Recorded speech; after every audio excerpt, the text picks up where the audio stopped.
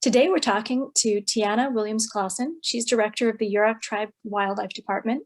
The Yurok Tribe's Wildlife Program was established in 2008 with the primary objective of determining if the Yurok ancestral territory and surrounding lands provided suitable habitat for the reintroduction of a population of California condors. The program has broadened and now includes many other projects related to wildlife conservation, Endangered Species Act compliance, ecosystem management, hunter education, and community outreach. Tiana is a member of the Yurok Nation and a native of the Yurok Reservation. She received her bachelor's degree in biochemical sciences from Harvard University and has been employed by the Yurok tribe for more than a decade. She was also instrumental in creating the Yurok tribe's wildlife program and the effort to return the California condor to Yurok ancestral territory. Hello, Tiana. Can you tell us what inspired you to get involved in wildlife and conservation? Hi, Helen, and thanks so much for having me here today. I'm very happy to share. As to what inspired me to get involved in wildlife and conservation, I think it's actually quite a bit larger than that for me. It was really a matter of the need for restoration being invested in me from a very young age. Being a Yurok tribal member, keeping the world in balance, keeping the world healthy and restored is a way of life for us. We consider it to be our reason for being. And so always as I was growing up, there was this idea that in some way I would grow up and contribute to the restoration of the Yurok people or of the Yurok landscape. And I wasn't quite sure what I wanted to do in that respect, actually. I went to college, I got my degree in biochemical sciences thinking I was going to be a doctor, got to be a senior in college, and I'm like, oh, well, crud, I don't want to be a doctor. What do I do? And actually got absorbed into the Yurok tribe government. Our education department coordinates an internship program for recent graduates that brought me into our self-governance department, which is kind of our state department. It coordinates with other governments to make sure that tribal objectives are met in co-management agreements. And it was our then lead of our self-governance director, Dr. Tom Gates, who had been working with our elders about wildlife restoration needs, and they had determined that California condor was the most important species, land-based species, to bring back to Yurok ancestral territory. They're deeply culturally important to us, spiritually important to us, and they've been missing for over 100 years. So I actually got hired into the newly established wildlife department as its first employee back in June of 2008, kind of almost happenstance, because that's where I was at the time, and I just knew that I wanted to work towards restoration. And since then, I've been there for 2008. It's been almost 13 years now since that started. And this has become my life's path, my life vocation, and my full commitment to wildlife and conservation, not only California Condor Recovery, but a whole host of wildlife habitat and restoration needs for the Yurok people and Yurok landscape. That's amazing. That's incredible timing to kind of get to exactly what you're passionate about and then grow that passion.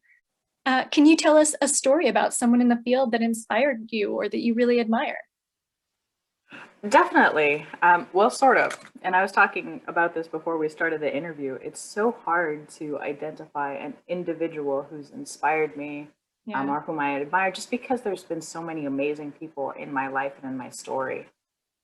I started trying to identify an individual. And first off, this being a Condor sort of talk, my first thought was actually a lot of the members within the Condor Recovery Program who have been invested in condor conservation, some of them for literally decades, some of them who've lived their entire life, some who have passed in service of condors, tragically. I know in talking to our senior wildlife biologist, Chris West, who's actually our Condor Program Manager lead, he definitely recognizes that there are people in the world who are just condor people. There's lots of people who have contributed to condor recovery, maybe moved on to other things in their life, but there are people who are just condor people. And anytime that I go to a condor recovery meeting, whether it's a research or a field team meeting or something like that, and get to talk with all of the members of the condor recovery team, I'm just super rejuvenated because of their passion and their commitment and their love, not only for the species and conservation, but even for the individuals that they've grown up with and know and love. So that's been a huge inspiration for me as I'm moving forward and hoping that will be the next step in condor recovery.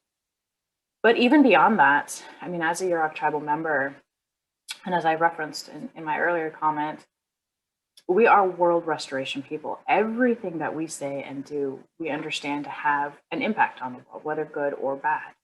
So when I start thinking about people who inspire me, I start thinking about like my mom, who was our first generation college student who went and got 2 degrees while I was a toddler, you know. And I think about that leads me to my family, who understand what community is and provided her support in that way, which leads me to our tribal community and how everybody comes together as a village to help raise us up in our area up to be good people and to be a good community. I think about my grandpa, who's the sort of person that people named their children after because he was such a good friend and such a good person. I think about my elders who started the Condor Recovery Program and who are our kind of our baseline for. They provide us all the guidance for who we need to be as a people, and they keep pushing and they've battled to recover the Yurok people and the Yurok landscape since they were kids themselves, most heavily impacted by contact. Ultimately, it's impossible for me to say who I could individually inspires me, but I'm just really grateful for the community that has supported me to this date, who has supported our program to this date. And literally, you take any one of them out of the picture and it could have been an entirely different result. So I guess that's what I've got to say about that. That's wonderful. That's the first story of being inspired by a community, and not just, you know, an individual. So that's lovely. What was the most challenging part of becoming director of the Yurok Tribe's Wildlife Department, and how did you overcome that? I would say the most current challenging part of it is just trying to find balance. Again, I think that's a healthy goal for anybody, but it's definitely very invested in being a Yurok tribal member. Balance is what life's all about, balance between culture and spirit in the physical world. And it's hard in this day and age to find balance, no matter what you do. So I've become director for the Yurok Tribe Wildlife Department. So there's quite a bit of work to go along with that. Now that we are looking at condor recovery, hopefully within the next year in our area, there's a lot of things that have to be done. There's a lot of sleepless nights. There's all the other work that has to be done. But I'm also a mom. I have a 2-year-old. She's actually heading towards 3 right now. And it is imperative to me that she have me there in her life, that I don't miss out on these incredibly important moments in her life, that I'm a wife. It's important that I be there for my husband. Sometimes it can be hard to find enough time for myself to get enough sleep or, you know, to eat the right foods, to do what I need to do to take care of myself so that I can help contribute to my community. Actually working my way to become the wildlife department's director was a pretty natural sort of thing. Not because, hey, I'm like destined to be a leader or anything like that. But actually, I entered with the wildlife department as a relatively low-level technician, which I think was an awesome opportunity for me because I was able to basically learn the entire ropes from the field work to developing, you know, how do you do a scope of work, to how do you design a project. It grew into grant writing, it grew into project management, it grew into extending beyond Condor to all of these different restoration initiatives that we have. So I had a very ground-based start in this work that's allowed me to kind of build myself up over the last 13 years to hopefully be an effective director who can both take in the culture and the departmental needs and just the actual implementation requirements. So getting here was a pretty natural progression. I've actually only been officially in this position for about a year. Learning that balance is probably the hardest part right now. Okay. How do you hope that your work can help California condors or support the recovery program? From an ecological standpoint, I think reestablishing condors in Yurok ancestral territory, which is in far northern California, kind of more Pacific Northwest than any of the other current release sites, is going to be a big move for condors. On the one hand, reestablishing them here kind of puts them in what you might call the central latitude of their historical range, near history range, which went all the way up to British Columbia and down into Mexico. We're hoping that that might actually offer some climate buffer for the animals, because of course, where it's colder, it's going to get colder. Where it's hot, it's going to get hotter. And hopefully someplace in the middle, we're not going to be too bad off. We'll see. But we also have a relatively small human population. And unfortunately, a lot of condor struggles seem to relate to human-caused impacts. We don't know for a fact, but we're hoping that our smaller human population will mean it'll be easier to maintain a healthy population up here. The amount of dedication and work that goes into maintaining the existing population is just heartwarming and astounding, because again, the existing sites have such a profound relationship with the birds.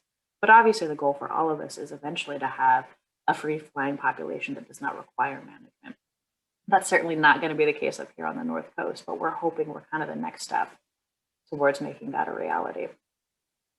That is very exciting. I'm very, congratulations to you and your group for, passing so many of the milestones and, getting so close to where you can release them now. Yeah, and exactly, that's exactly where we're at right now, as we referenced before this interview. The big news in Condor country right now, up here in the North Coast, is we just got the federal final ruling for our environmental assessments, and associated 10J ruling, saying that yes, we can move forward with condor reintroductions in our area, which means it's now all go to actually get a release facility built and get the birds in hand and eventually released into Yurok skies. It's wonderful. On a completely different note, what's your greatest non-work related skill or accomplishment? I was thinking about this question, and I feel like a total cheese fest here, but honestly, being a mom has been the most amazing thing for me so far. Like I mentioned, I've got a 2-year-old heading towards 3, and she is just the sweetest thing. She's funny, she laughs all the time. She loves our animals. She's so gentle. Anybody she sees crying, she goes up to them and she starts patting and loving on them.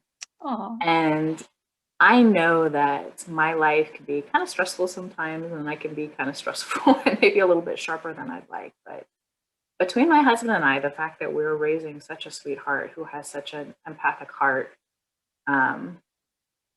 that's a really great accomplishment. Of course, we'll see. She'll continue to grow and become her own person and things like that, but we've got to be doing something right so far.